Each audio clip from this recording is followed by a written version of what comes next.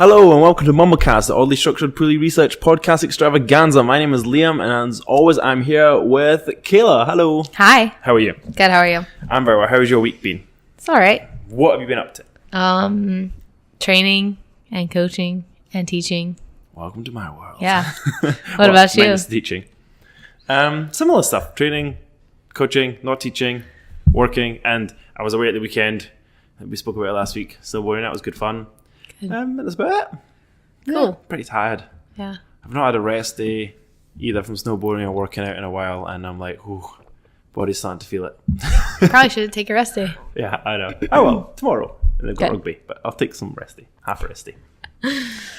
So I was going to think of some real good segue, but I'm not going to. I was going to say, oh, so what did you have for dinner? And I'm like, oh, was any of that this? But I can't be bothered. Okay. You want to think of segue? Nah, cool. All right, so today, guys, we're something we've actually talked about a little bit ourselves now. I've talked about a few of my friends quite recently. And it's something that's very big in the market right now and very hip, but a little bit contention behind the actual information behind it. And that is organic food. Yes. So today on the MumbleCast, we're going to talk about organic food. Yeah. All right, in that case, Let's get ready to mumble. All right, so Kayla, tell me, what, in your opinion, is organic food? Do you want the USDA certified definition or my definition? Let's give me what you think about when you hear organic food first, Okay. and then we'll go for... So when I think about organic food, just like safely farmed food. So food that's grown without pesticides or anything like unnatural added to it. Also like meat products or animals that were raised humanely, and which I don't know if that's actually part of it, but humanely and like without like the growth hormones and the pesticides and all of that as well. Antibiotics. I think about Whole Foods a lot.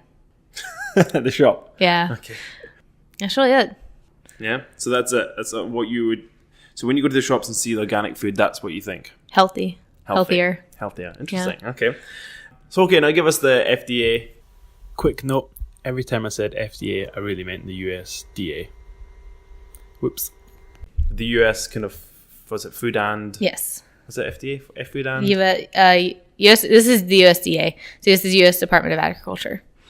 So Okay,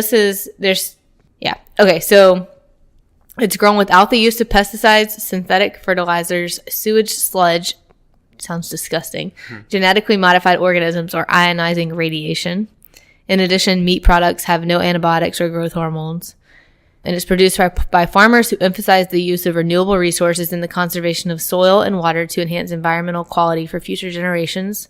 Farms must be inspected to ensure following of all rules of USDA organic standards before being labeled as organic. And then after that, the companies handling or processing the organic food have to be certified too. Okay, so it's really interesting because there was absolutely nothing there that specified anything about health. I know. It's all based on processes and a little bit about soil conservation.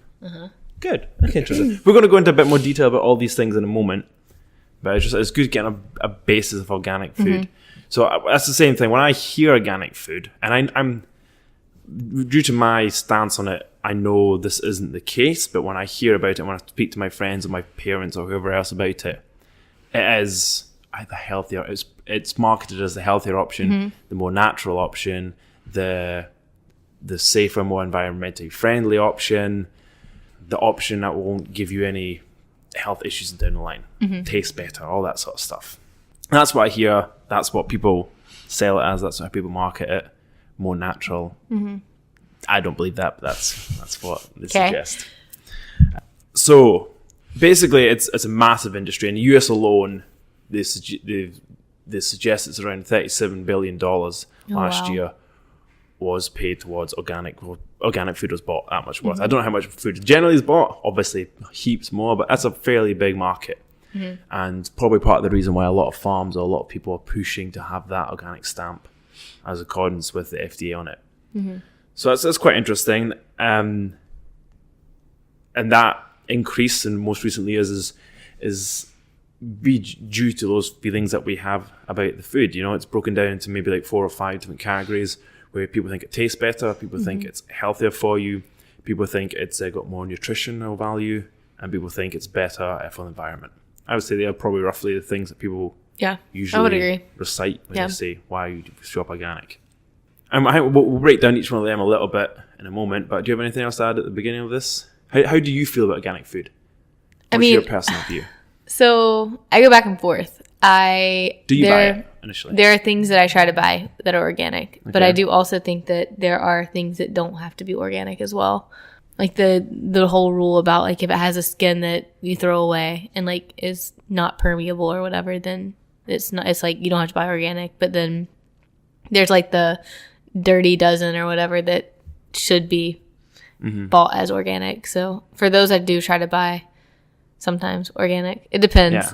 It's also more expensive a lot of the time. So sometimes I'm like, this week's grocery bill is going to be kind of high. So yeah. So apparently on average, it's something like 1.6 something % more, or 160% more expensive. Can get up to over double, depending on what the organic food is and how it's labeled and all that sort of stuff.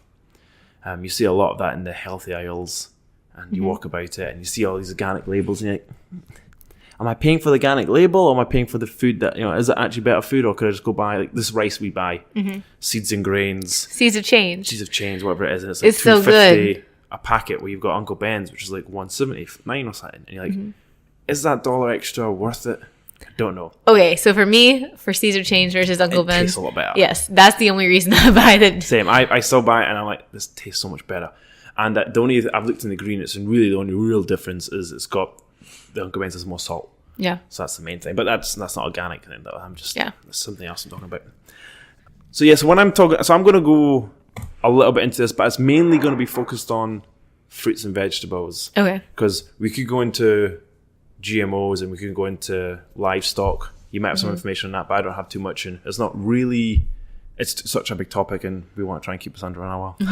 30 minutes if we can. We got this. So we'll see how that goes. But so I'm going to stick with kind of fruits and veg and those things. So I spoke about a moment ago how there's that 4 categories that people tend to call upon. Why organic food is meant to be better than conventional food. The first one was taste better. Have you ever noticed a taste difference? No? I don't know. So like Drake's dad used to have he used to farm a lot of the vegetables. So in college, like we'd go home on the weekend and we'd get produce for the rest of the week. Vegetables at least, and we could go buy the fruit. And that like the tomatoes and the things like that we would get from his garden did taste a lot better than what you could buy at the store.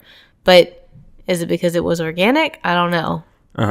Or is it because like it was freshly picked and like given to me immediately? So it was like right off the vine or whatever. Yeah. So I don't know. That's interesting. And I think your analysis is probably right.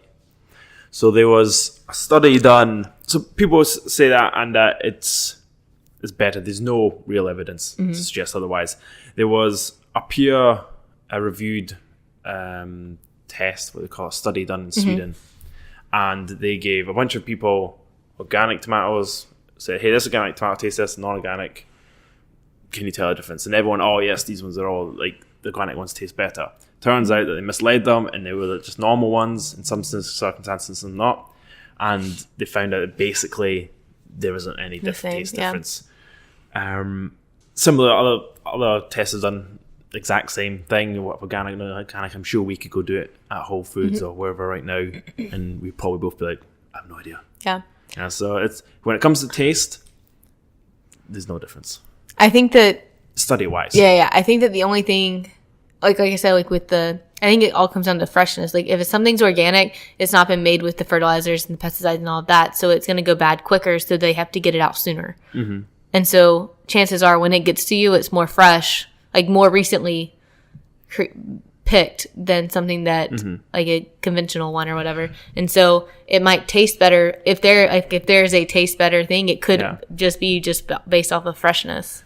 So 2 things. One we'll get onto in a moment.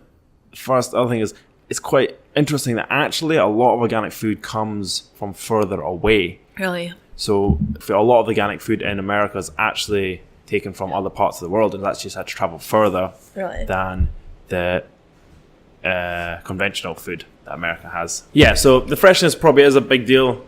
But I know there's also, I don't know, I've not been stood by inside a tomato, etc., but I know a lot of people say it depends what condiments or what spices and stuff you use. I know I'm not very good at that, so salt on a tomato does help apparently. The next one, which one's more nutritious? So there's a lot of people that say, organic ones have got more vitamins and minerals, they're better for you, they're fresher, they don't have pesticides. How do you feel about that? What do you think? I don't know. I wanted to learn more about this, but so it's quite good because I have the facts. I've given you like someone who doesn't know the opinion on the thoughts from a market point of view. That's quite interesting, I think. I definitely have, like, from things that I've read and podcasts I've listened to, like, and books that I've read, definitely learned that pesticides are, like, bad for you or whatever, but it could be wrong research. I don't know. Yeah, so how about the nutritional value of the products themselves? So not referring to the toxins or anything like that yet. Like, is a conventional tomato less nutritious? Not less, like, not more harmful, but less nutritious? Yes. No, I don't think so. Yeah. I think they're exactly the same. A tomato is a tomato. And yeah, I think the thought process behind that is pretty straightforward, really. It's like they're both growing in soil, regardless of how that soil has been dealt with. You're right. There's a nutritionist, epimedologist. I can't remember how to pronounce it, and I didn't write it down right. Called Catherine Bradbury from the UK in Oxford, and she says that she's done studies, and there's almost no difference between vitamin C, potassium, magnesium, all that stuff from all the organic and conventional foods. Yeah. There's almost no discernible difference. Slight difference in phosphorus. Phosphorus, the right word? Was it potassium? One of them. But would only take a real effect if someone was starving. You know, so if you were starving, it's maybe better to have, like, on the brink of death type thing, better to have organic. But if you're at that point, you'll eat anything, and it's not going to make a big difference, you know? I feel like this one, like, the nutritional value is the easiest one to test. Yeah, I think I would say so. Test. And it's the one they can straight out say, yeah. So actually, University of Stanford did another big research into it, because people have done it for various items, and there's a whole bunch of studies out there for it, but they kind of accumulated all the information. Because some studies says, yes, there was more, and some were saying, no, there isn't, and it was unclear. So Stanford did a big study on tomatoes, aubergines, carrots, corn, kale, all this sort of stuff, and they said the same stuff. There's absolutely no nutritional difference, all minimal to none. And that wasn't even favoured either way. It was just minimal to none on either side. So, guys out there, if you're picking organic and paying that extra $1 for nutritional value, you may as well not. No. It's wasting money, just like if you're buying vitamins and minerals to swallow as a pill while eating fruits and veg. So that's interesting. I assumed the nutritional thing, the taste one, I didn't actually know. I didn't know if it tasted better. I've been told it does. Because people think, it's natural, it's fresher, but again, it comes from often further away, and the nutritional one, as you said, kind of makes sense. Yeah, back to the taste one. I did read that a lot of cooks will only use organic ingredients because they can tell the difference in the flavor, but I think it's bullshit. Yeah. Well, it's studies have been done, and that's maybe if you're like that high of a your taste or whatever. I still don't know if maybe you're right. Maybe, you know, if you're at that higher level chef, you probably have very sensitive taste buds. Yeah. But everyday people know. I would doubt it. You know. Yeah. It's a lot of when you get to that high level of chefery. What's it called? Chefery. There's a lot of pretentiousness. I feel. You know. It's like it's a burger. You can't make a burger better because it's this and that. But true. Anyway, this might not go for meat. Meat might be different. I don't know. And I'm assuming it probably will be a little bit different. Toxins. So this is bodily toxins. Yes. This is mainly coming from your pesticides. So I do think this one is true. Okay. I think that the fruits and vegetables tend to absorb the pesticides, especially the ones that don't have the that have the permeable covering or whatever. And they absorb the pesticides, and then when you consume them, you consume the pesticides. So interesting. So I think the first thing we need to discuss is what is a pesticide and what exactly defines a organic pesticide or not. Okay. Because when you make and harvest, cultivate organic food, you don't not use pesticides. You just don't use synthetic or non-regulated pesticides. You do still use pesticides, stuff like copper hydroxide, which is basically copper rust to some degree. And both of them are toxic. Both of them are toxic. The pesticide is used to kill pests, bugs, so they have to be toxic. Now, whether one's synthetic or not doesn't matter, because they both. If you take enough of either one, you will suffer. It is toxic. It's just where they've come from is the organic and non-organic is the kind of differentiator. The synthetic ones do tend to be a little bit more potent. They do tend to be a little bit more directed at certain animals or certain creatures or certain infections, bacteria. And there's one called Roundup, which is really bad and can be used quite a lot. You probably read about it because it's often mentioned in these sort of arguments. So don't get me wrong, that they are bad substances. They're toxic. If you got close to them, you would injure. But studies show that they're not quite as bad as people think. So both foods, if you have 2 tomatoes, they both got pesticides. They both had pesticides on them, conventional, organic. At the stage it comes to the supermarket, they've been washed and cleaned and stuff to the point where studies tend to show that the non-organic one does have a little bit more than the organic one, but they still both have traces. There are some studies done to figure out whether these substances can be harmful, mainly carcinogenic or not. Yes.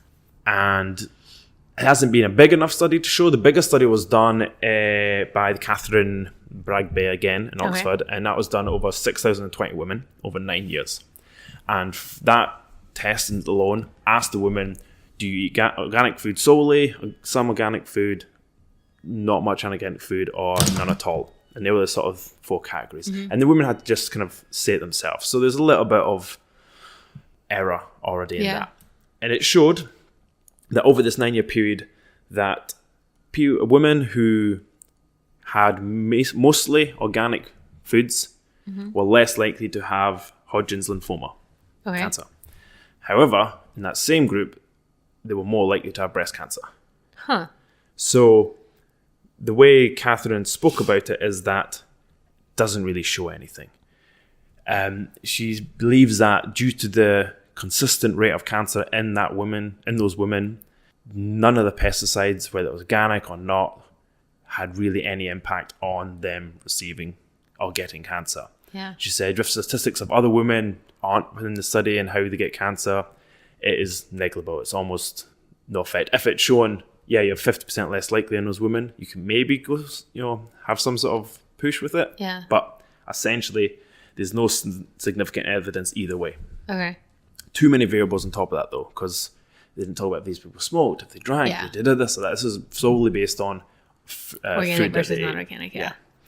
There has been studies into people who are in agricultural environments, so farmers, people who live in villages or towns that mainly are, and there's a little bit of evidence, and again I say a little bit of evidence that suggests that they are more likely to suffer carcinogenic symptoms, to potentially have cancer.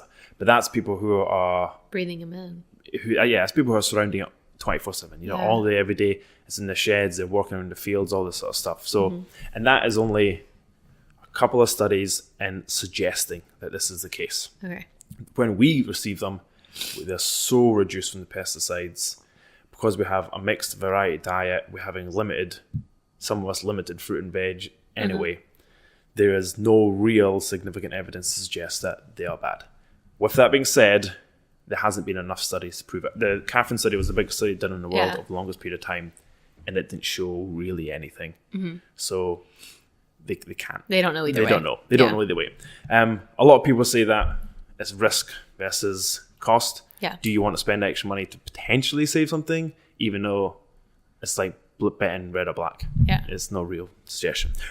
I find that quite interesting because I know a lot of people who eat organic food because they think it's got less toxins, it's going to be better for you, which just isn't the case. Well, we don't know. Proven. It's the same as saying, oh, what about smoking or these vape sticks, or what about the products we put in our hair, or what about the clothes that we wear, or about the gas we put in a car, the beers that we nothing. Nobody knows.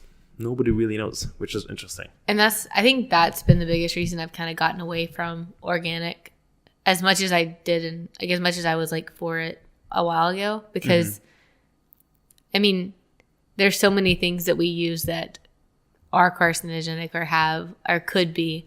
Yeah. And it's like, at least I'm eating healthy. Like if I'm going to choose, like I would rather choose to eat more fruits and vegetables non-organic than replace it with other things in order to be able to like afford it. That's exactly. So some of the people I was reading and listening to were saying that if they would tell kindergarten kids about what to do, they would say, just eat fruit and veg, regardless of where it's come from. Just eat it, because that's going to give you more health benefits than avoiding it altogether. For sure. So that's interesting. I think I know some people at the gym would be interested to know that sort of thing, because I know they spend money on these things. Again, this is not meat or anything like that, but vegetables. It's quite interesting. And the last one, the environmental effects. Oh, yes. So what do you know about the environmental effects of organic farming? Almost nothing. Almost nothing. Okay. Do you know any of the sort of arguments for and against? I mean, I can guess that so I've definitely seen like the videos where like the planes are flying over with the pesticides and like spraying them, and I'm assuming that's probably not good for the environment. I know that like, I don't remember where I learned this at, but something about like rotating the crops for the soil rotation or whatever, so you're not like constantly depleting the nutrients in the soil. And I'm sure fertilizer and stuff doesn't help that. That's really all I've got. Well, no, that's a real solid start. So it basically breaks down into 3 categories. You've got the soil health, you've got the contamination, and land use. Okay. So the first one you mentioned, the soil stuff. So organic food, and according to FDA as well, you have to rotate your crops. Okay, that's what it's called. Crop rotation. Yeah, they don't have to rotate the crops. Sorry, but you have to have. Well, initially you have to have the land free from any synthetic or any banned substances for 3 years, and then following that you have to put your crops in. As you mentioned, you deplete the nutrients if you use the same ones. Now you can put that in conventional with your certain choice of fertilizer, etc. But you can do it only to a limited degree with organic. So you rotate the crops, and that works. That's great. If you rotate the crops between strawberries, tomatoes, vegetable, whatever it is you're making, it does give the soil, make the soil healthier. And some studies have suggested that actually provides the veg or whatever you're growing better resistance to a lot of these pests, like pests in general. So they actually are stronger through that. Okay. And from that, you get a good environment of like insects and birds in that habitat exactly. So it's a more natural growth method. It's like an ecosystem. Yeah, and so like the soil suggests is like got a 30% better bio kind of atmosphere about it, which is pretty significant. So yeah, that's it does. Organic food is better for the soil, is better for that area of land itself. So I get that's a big plus side to the organic. So the soil that's done through conventional, no good. It tends to be used for the same crop, and you have to put more and more of that particular nutrient in, and then it ends up just having that like the handful of nutrients that is needed. Yeah. And it's not got any real life to it. It's dead. If you don't have cooked tomatoes anymore, you have to spend 3 years rotating it or just making it different, getting that whatever it's called. Diversity.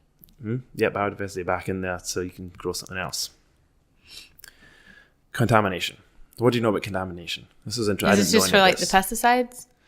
So the pesticides aren't the biggest contamination actually. Is it from this sewage sludge? Is it my notes? Well, sewage sludge is part of it. So fertilization. So from the ground, because you need to get these nutrients in, you use fertilizers. Similar to the pesticides, organic growth doesn't stop you from using fertilizer. Yeah. It just stops you from using certain types of fertilizer. And the main thing people want to get from fertilizer is nitrogen. So nitrogen is absorbed from the fruits and plants and vegetables, and that's what helps them grow nice and big. Yeah. So the less nutrients you have, the less crops you have, the less produce you have, and either the more land you have to use to get a bigger yield, or you have to do something else. Organic still uses nitrogen, but it doesn't use it in synthetic fertilizers. It uses it through other ones. You mentioned manure. Yeah, exactly. So it uses manure and different organic fertilizers, manure, this is interesting. So manure either comes from comes from poop. Yeah. And it tends to come from animal poop. What has to come from animal poop? It can come from cows, comes from chickens, turkeys, sheep, horses, earthworms. Funny thing is, all these things... How much manure does an earthworm produce? Well, anytime an earthworm goes through a bit of land, whatever's extracted is essentially its poop. So everything... So that's why it's really good to have earthworms in a garden to some degree, because it helps kind of return and get nutrients back into the soil. Interesting. So that still has nitrogen in it. Poop has nitrogen. But these turkeys and cows and things typically aren't organic. So you're getting poop from non-organic substances in the first place, which is maybe down the line, but it's still down the line. And then the nitrogen from this is still, getting to use into the plants. So when it's attached to the poop, it releases slower into the plants. So what typically happens, whether it happens or not, what can happen is people can put too much fertilizer on because it's a slow release. They need to make sure it gets absorbed, so they actually add more fertilizer than is required. And therefore this nitrogen, when it does get released, it gets washed into the rivers and shores and plants and the sea. This does happen with normal synthetic fertilizer as well, but you can control the amount of nitrogen that gets absorbed because you control the speed of it, how it gets absorbed, and the exact sort of release mechanism essentially. Whereas with the poop, it's almost chance, and there's not as strict or easy guidelines. So it is suggested that per item of fruit or vegetables, organic has the potential to release more nitrogen into the environment than the conventional food. And releasing nitrogen, for example, if we release nitrogen into rivers and lakes, it can absorb oxygen, so it removes it from the fish, and then you have all these fish and things die. Happened in the Gulf of Mexico quite a lot. So there's a lot of death in that due to those sort of things. So it's not said that it does, it says it has the potential to because of those instances. And theoretically, done correctly, conventional farming would release less oxygen because you can control it a lot easier. Nitrogen, sorry. So contamination-wise, with the fertilization, organic could be worse. Done correctly, organic can be worse, Not saying it is. There's no studies to show necessarily that it is, but it can be worse. Which I thought, wow. It's very interesting. It's like if it's done truly organically, so organically to the FDA standards, it would happen. Truly organically, which to me is you just grow it on the ground, natural ground. You're not doing anything to it, not adding anything to it. You get low yield and lower yield, but all these other things. It would be better for the environment. And the very last one is land use. So, do you know much about land use? Well, I mean, from what we just talked about, from those two, A, you have to rotate your crops. B, if you're doing it completely 100% organic, you're going to have to use more land because it's not going to produce as much. So land use is going to be more. So essentially, it's estimated about 25% extra land is needed, or 25% less yield from the same amount of land, which doesn't sound like much, but it's a fair bit of, if you're going that's an extra acre and a quarter over 4 acres, that's an extra acre in general, and acres and acres of land are used for agriculture. So if we wanted to go fully organic, we would need essentially a quarter amount of space that we're already using. In America, most of the good agricultural land is already being used. Same within every other country. You'd have to start moving into other lands, whether it's natural nature reserves, whether it's forests, anything like these, or somehow taint other land to get it to that level. And how do you taint the land? And if it's not good enough, you have to use synthetic stuff, and it's a bit complicated. Cycle, There has been studies to show that if the whole world went vegan or vegetarian, we could sustain with the amount of land mass we have currently. And that's due to the fact that a lot of the crops that we grow currently are used to feed the animals that we eat meat from. So it's that sort of weird vicious circle. And with the world potentially growing up to about 9 billion by 2050, and that's going to require around 70% extra food, we need to do something. So maybe we all go vegetarian. That's what a lot of people are suggesting. I had an discussion with one of my cousins over the Christmas about this, because he was like, we need to do this. And I was like, but is it possible? I don't know if it would be possible. And can you convince people to do it? Who knows? No, I did it for 4 years. I don't want to do it again. Yeah. I think I did it for 6 months once. I was like, nope.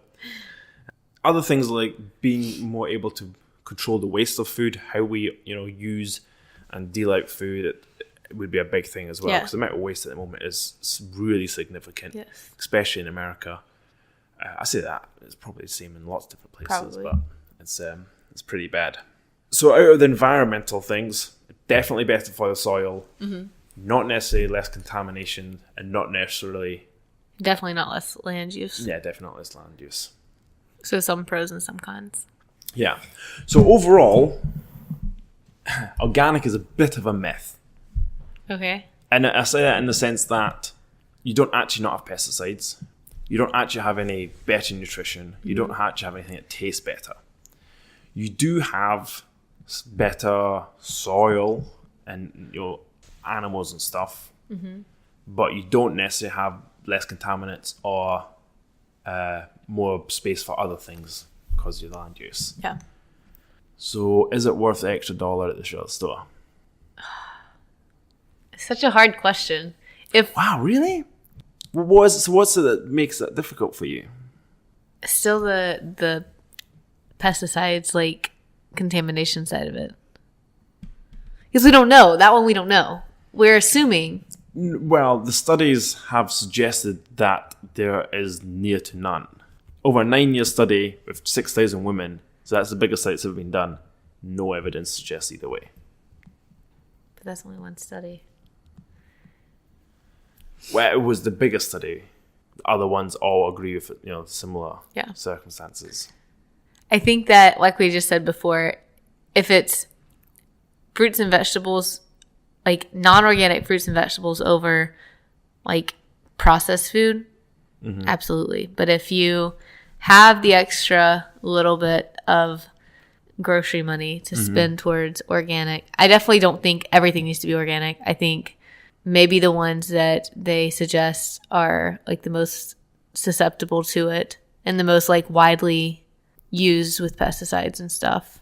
So I know there's something like you said earlier, the Dirty Dozen things you should avoid, suggested that you should avoid, and then I think is not another 15 that you can have either way and it should be fine. I don't know about the 15. I just know the Dirty Dozen. Oh, okay, because There probably is. There was definitely another one that you can have. But you have the Dirty Dozen there. So these are the foods that they suggest is probably a good idea to avoid if you can. So the first one is strawberries. Avoid them. No, well, avoid conventional. So go organic. Okay. They are at the top of the list for the most pesticide contaminated food. Yeah, so one of the podcasts I listened to said that strawberries have quite a strict code on the FDA, and that a lot of people actually either use no pesticides and just like hand weed everything and kind of control it that way. Really? It's quite interesting, and why it's really hard to find organic strawberries other than the time of the year they're sort of set about and stuff. Yeah. Yeah, interesting. Spinach, that's the big one. And these are ones that, like, when they were tested, they still showed up the pesticide residues, and usually more than one. Nectarines. Oh, I love nectarines. I know, they're so good. Apples. Grapes. Peaches. Cherries. A lot of fruit. Pears. Tomatoes. Wait, so what the hell is not on this list? Celery. Potatoes. And sweet bell peppers. Wow, I eat all those stuff regularly and I never buy organic. So the only thing I really... Who's created this list, by the way?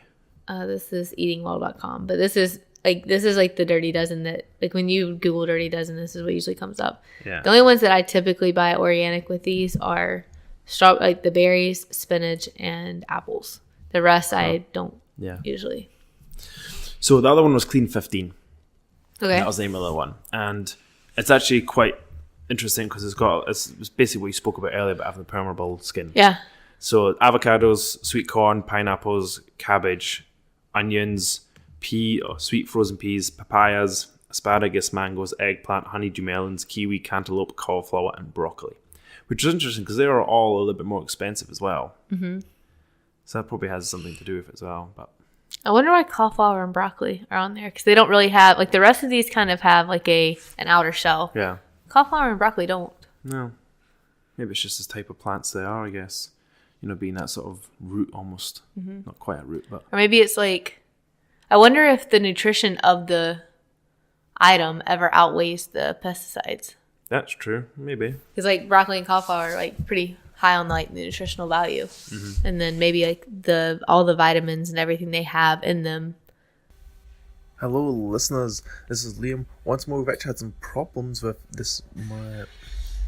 We've actually had some problems with this week's recording, and we've lost the last 10 minutes or so of the podcast. So sorry if you're missing any vital information. We will try and recap on the start of next week's podcast to make sure you didn't miss anything vital and to round up this one. But thanks for listening. Thanks for staying on this long. Cheers. Bye. Like works against the pesticides. I don't know. This is just my theory in my head. I guess to some degree it must be the case. Anything this week? No. Neither have I. Literally nothing. Okay, that's good because we're on 47 minutes now. Cool. We cut this bad boy down because I had some people complain that hour long's too long, and I believe it is too. This is a good one, so listen. All right, well, in that case, I've been Liam. And I'm Kayla. And this has been MumbleCast. Bye.